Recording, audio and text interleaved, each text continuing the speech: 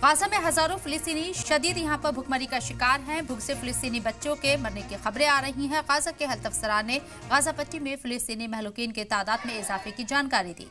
Health अफसरान के मुताबिक अक्टूबर 2023 में जंग शुरू होने के बाद से ये तादाद बढ़कर 59,000 से ज्यादा हो गई है, जिसमें अब 14.5 लाख अफराद जख्मी हुए हैं। हवाई हमलों के बीच गाजा में भुखमरी की वजह से हालात तशवीशनाक हो गए हैं। गाजा में रिपोर्टिंग करने वाले सहाफियों ने बताया है कि वहां 50 ग्राम के बिस्किट के पैकेट की कीमत 750 रुपए है। नकद पैसे निकालने के लिए 45% तक कमीशन देना पड़ता है। हालात इतने खराब है कि लोग नमक खाकर और पानी पीकर काम चला रहे हैं। जुनूबी गाजा के नासिर अस्पताल में काम करने वाले एक हेल्थ अधिकारी का कहना है कि गाजा में सभी भुखमरी के संकट से जूझ रहे हैं। गजाई किल्लत से मरने वाले बच्चों की तादाद लगातार बढ़ती जा रही है।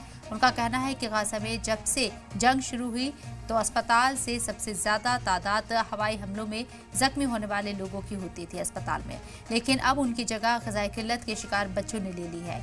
वहीं यूएन का कहना है कि गाजा में 1/3 आबादी को कई दिनों में एक बार भोजन नसीब हो रहा है। गाजा में जंग से फैली भुखमरी पर अमेरिकी सदर डोनाल्ड ट्रंप ने पहली बार बयान दिया।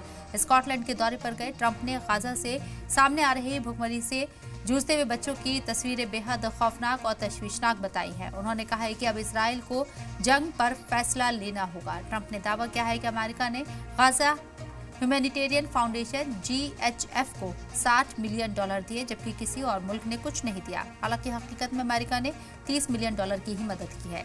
इजराइल के वजीर आजम बेंजामिन नेतन्याहू ने गाजा में भुखमरी के इल्जाम को सिरे से खारिज कर दिया। उन्होंने कहा है कि गाजा में ना तो कोई भुखमरी है और ना ही हमारा ऐसा कोई मकसद है। उन्होंने एक ईसाई सम्मेलन में कहा है कि अगर हम मदद नहीं करते तो आज गाजा में कोई नहीं बचता। वहीं गाजा से आ रही दर्दनाक तस्वीरों को देखकर कलेजा मुंह को आता है। आज गाजा यहाँ भूखों का कब्रिस्तान बन चुका है। और क्या इंसान मर चुका है? क्या इंसानियत खत्म हो चुकी है? WHO का कहना है कि गाजा में हर 5 बच्चों में से एक कुपोषण का शिकार है। जून के महीने में गाजा में कुपोषित बच्चों का आंकड़ा 3 गुना बढ़ चुका है। अमेरिका के साबिक सदर बराक ओबामा ने गाजा में लड़ाई शुरू होने के बाद पीर को पहली बार गाजा जंग पर सोशल मीडिया पर पोस्ट साझा की है। बराक ओबामा ने गाजा में भुखमरी के हालात पर तशवीश जाहिर की और इसे फौरन खत्म करने की अपील की। बराक ओबामा ने कहा है कि गाजा में मासूम लोगों की मौतों को रोका जाना चाहिए। और इस मौजू पर बात करने के लिए जो खास मेहमान हमारे साथ चर्चा में शामिल हो रहे हैं उनका तारुफ आपसे कराना चाहेंगे। मलिक मोहतसिम खान साहब, वाइस प्रेसिडेंट जमात इस्लामी हिंद से हमारे साथ मौजूद हैं। इसके साथ ही मुस्तफा ज़ादी साहब, मिडिल ईस्ट एक्सपर्ट, और ब्रिगेडियर शेरदन सर, स्ट्रैटेजिक एक्सपर्ट हमारे साथ मौजूद हैं। आप लोगों का इस्तकबाल है सलाम टीवी में। सबसे पहले मलिक मोहतसिम खान साहब, आपके पास में आने जाऊंगी।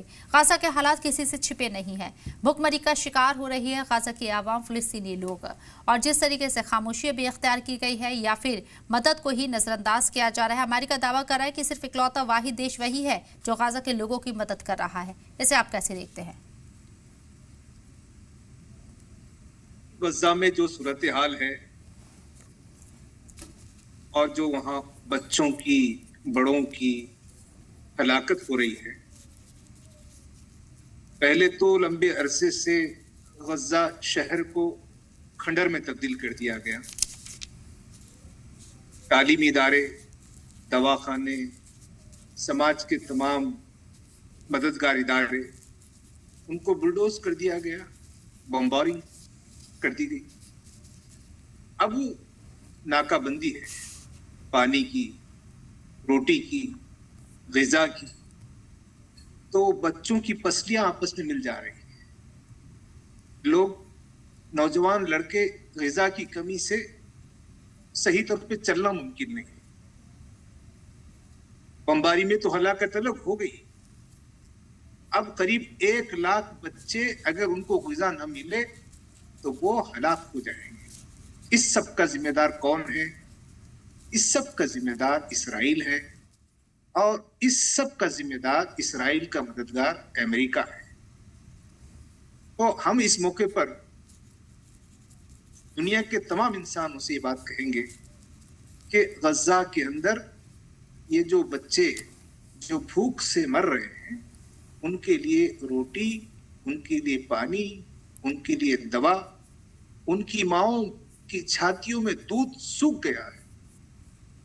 इंसानों के लिए बड़ी शर्मनाक बात है तो हम तो ये कहेंगे कि गजा की सूरत हाल में सारी दुनिया में जो इंसान गजा के बच्चों के साथ खड़े हैं, उनकी मदद के लिए खड़े हैं, वो इंसानियत के बका, इंसानी तहजीब की बका की जमानत है।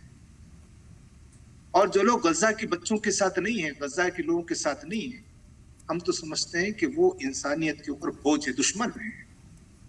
तो जो सूरत हाल है बहुत तशवीशनाक है।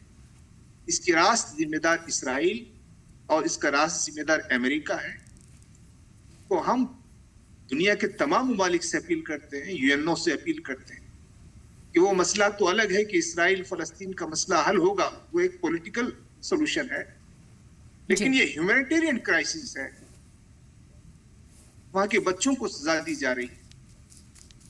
तो हम हमारे देश के हुक्मरानों से भी सबसे ये अपील करें कि पहला काम ये है कि वहां पर ग़िज़ा फराहम की जाए, पानी फराहम किया जाए, वहां पर दवाएं फराहम की जाए और बच्चों की जिंदगी को महफूज बनाया जाए।